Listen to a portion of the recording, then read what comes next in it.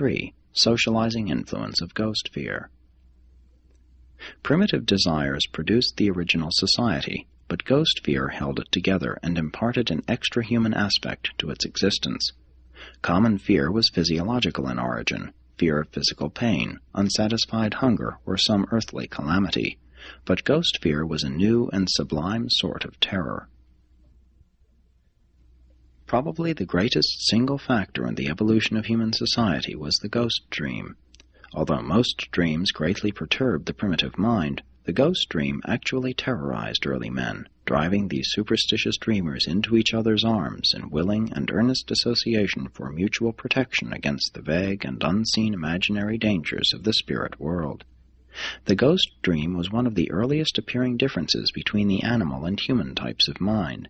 Animals do not visualize survival after death.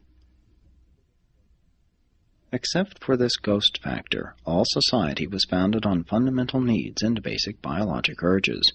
But ghost fear introduced a new factor in civilization, a fear which reaches out and away from the elemental needs of the individual, and which rises far above even the struggles to maintain the group.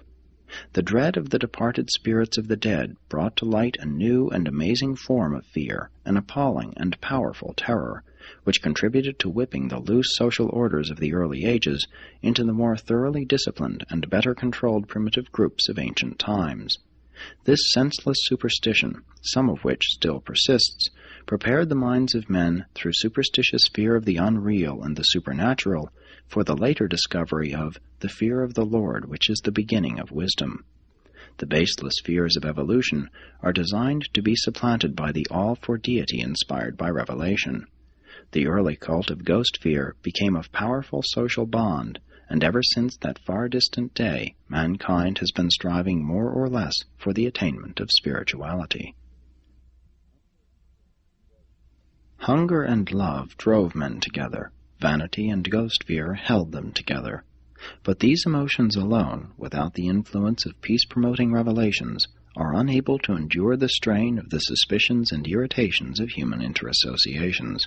Without help from superhuman sources, the strain of society breaks down upon reaching certain limits, and these very influences of social mobilization, hunger, love, vanity, and fear, conspire to plunge mankind into war and bloodshed. The peace tendency of the human race is not a natural endowment. It is derived from the teachings of revealed religion, from the accumulated experience of the progressive races, but more especially from the teachings of Jesus, the Prince of Peace.